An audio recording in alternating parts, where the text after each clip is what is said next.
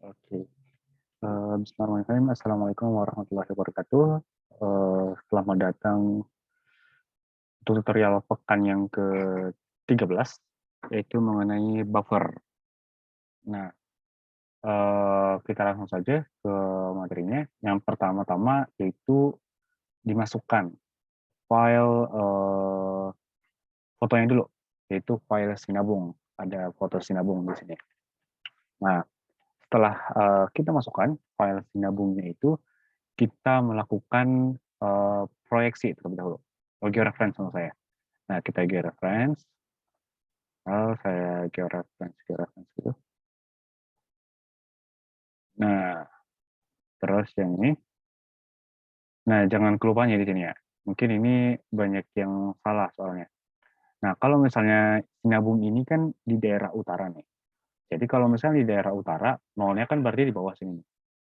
Nolnya di bawah. Kalau misalnya selatan, baru nolnya di atas gitu.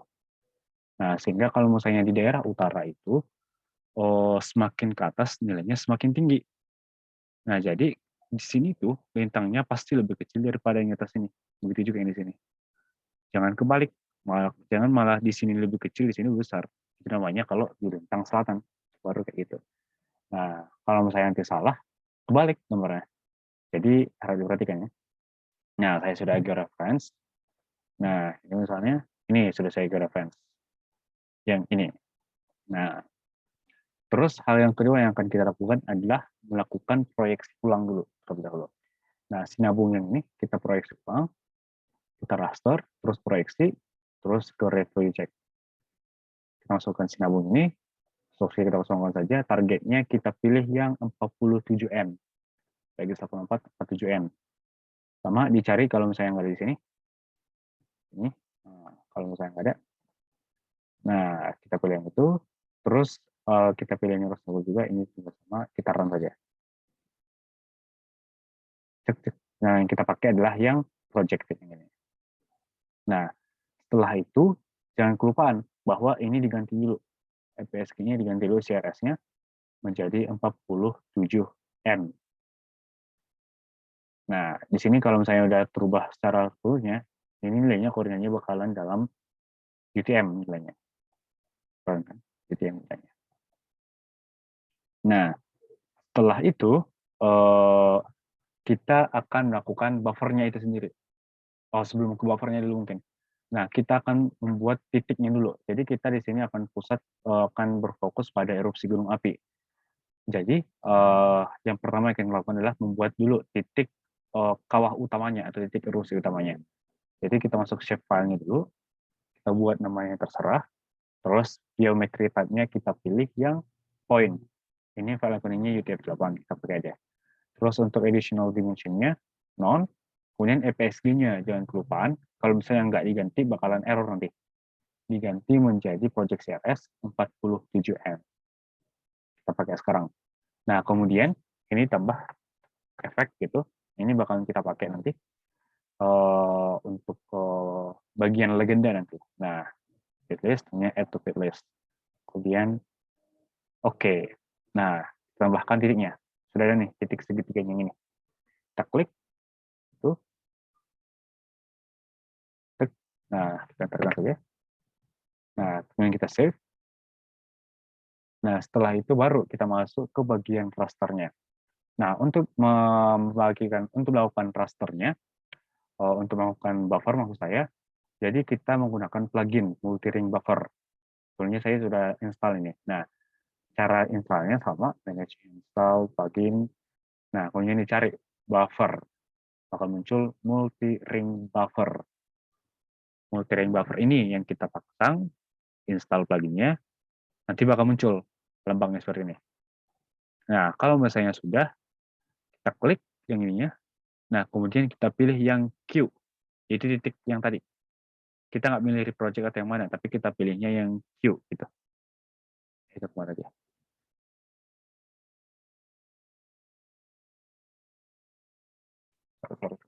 Hilang dulu. Nah, kita pilih yang polygon yang kita, maksudnya point yang kita buat.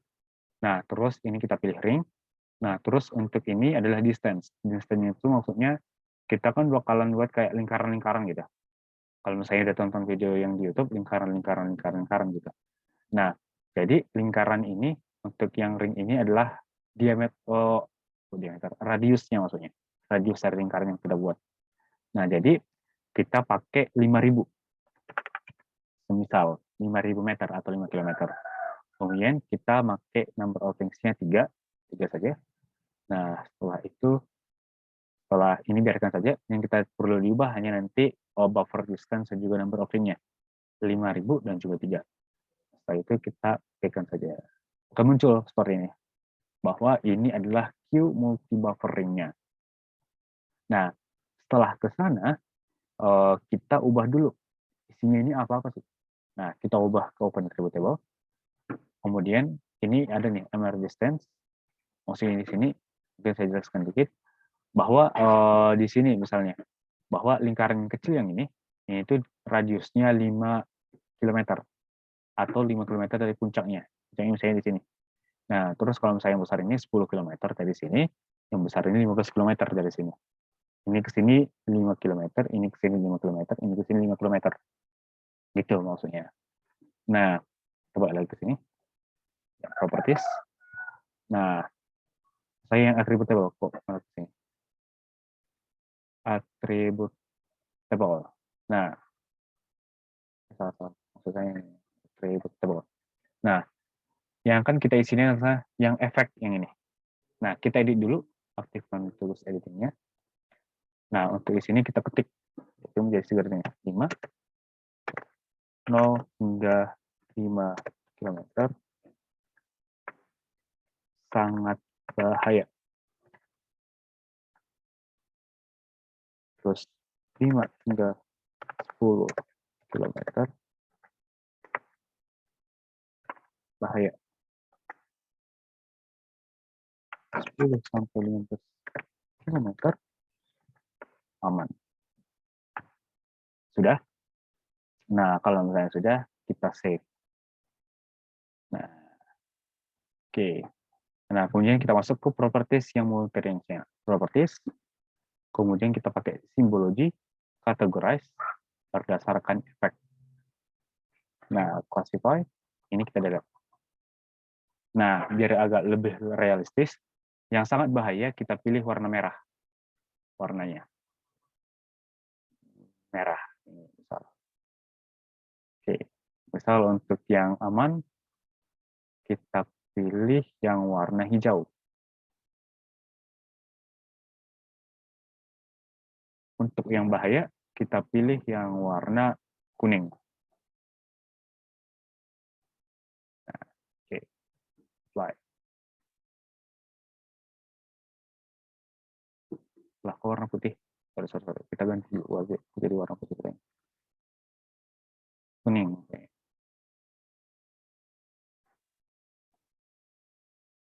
Oke. Nah, seperti ini hasilnya. Jadi kalau misalnya kita logikan bahwa daerah yang berwarna merah, daerah-daerah yang berwarna merah ini daerah yang sangat bahaya, ini adalah bahaya, ini adalah aman. Yang ini ya. Nah, jadi kalau misalnya sampai sini kan mudah gitu. Jadi saya ada tambahan nih. Jadi setelah kalau misalnya sampai sini, kita masukkan shapefile. Oh ya, informasi doang. Ini kan daerah Karo nih. Gunung Semeru ini daerah Karo. Jadi saya tambahkan kita akan memakai data kecamatannya. Nah, misalnya ini. Ini kecamatan nanti saya upload kalian ini. Kita makin kecamatan saja. Masukkan. Nah, misalnya yang ini. Nah, terus kita properties dulu. Biar lebih jelas, mungkin kita bawa.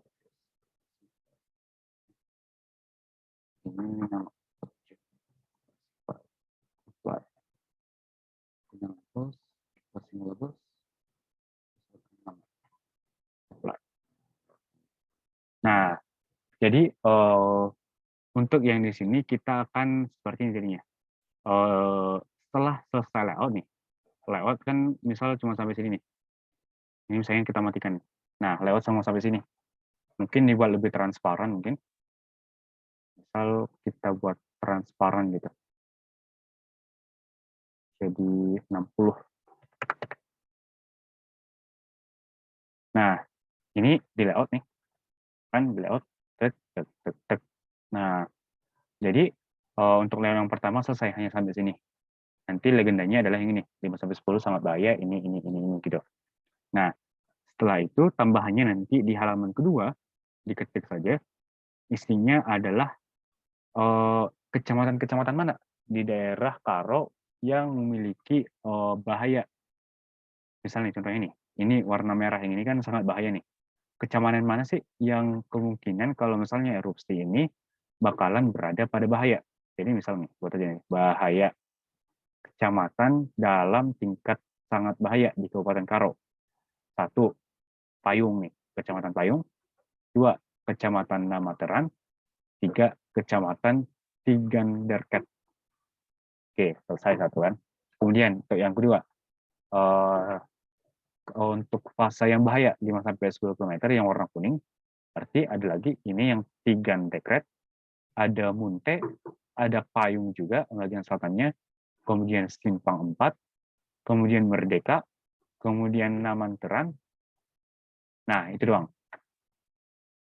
Nah, setelah itu yang bagian amannya ada Munte, ada Kaban Jahe, ini ada Simpang 4, ada Merdeka, ada Brastagi, ada Namanteran sedikit, kemudian Tigandekat sedikit.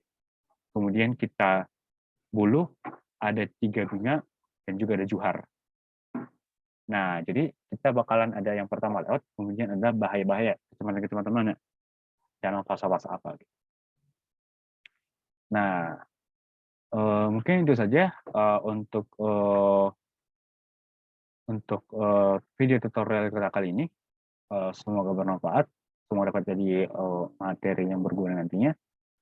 Kalau nggak salah juga, kalau di tugas besar mata kuliah waktu saya dulu SIG, lumayan banyak yang pakai buffer. Soalnya ini lumayan pakai untuk erupsi gunung api bisa dipakai. Ini itu perkiranya erupsi gunung api tanpa angin. Jadi kalau misalnya muntah, ya muntah aja ngalir gitu. Nggak ada efek-efek, misal lereng lebih ke sini, jadi kan lebih cepat ke sini. Jadi itu nggak ada. Kita perkirakan semuanya datar, cuma ada kerucut satu, jadi kalau misalnya muntah pasti nyebar ke semuanya gitu. Perkiraan gitunya. Tapi ada sebelumnya juga. Pasti kan ada arah angin. Kalau misalnya di sini kan sering kita dengar itu arahnya ke arah barat laut gitu, arah barat laut, arah tenggara gitu. Pasti ada efeknya juga di sana. Tapi kita ini secara umum doang kita melakukan buffernya. Mungkin itu doang. Terima kasih banyak atas waktunya. Assalamualaikum warahmatullahi wabarakatuh.